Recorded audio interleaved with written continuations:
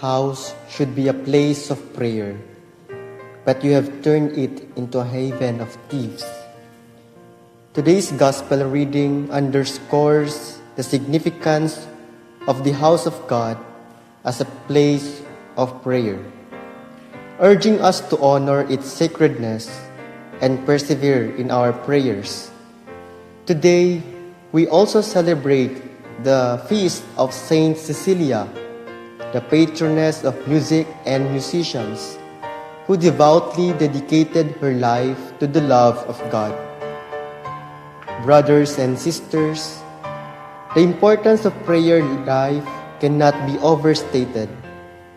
Personally, prayer not only enlightens me when I am weak, but it also strengthens me.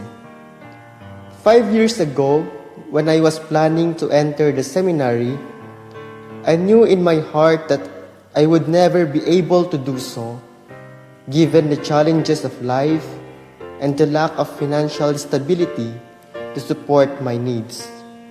However, prayer brought about a change in my situation. I continued to pray daily, and it eventually came to pass. This experience has opened my eyes to the fact that despite hopelessness, prayer can provide hope. I am here in the seminary because of the power of prayer.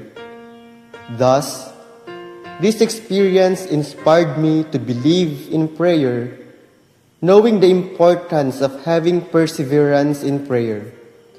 However, as a human being, I understand that I am not always able to maintain this level of commitment.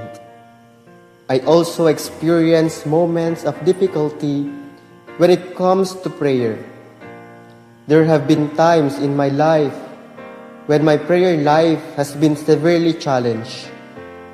For example, I have struggled to focus due to multitude of thoughts I am pondering. At times, I tend to neglect my own prayer life. Now, I am happy that I prayed for at least 15 minutes without thinking any worldly demands or concerns. This experience has greatly inspired me and deepened my reflection on our gospel today. The words of Jesus in our gospel today are a call for me to take a step higher and deeper in my prayer life, emphasizing that despite many circumstances, I need to be firm and commit myself to prayer. And by commitment, I mean living it out, acting it out.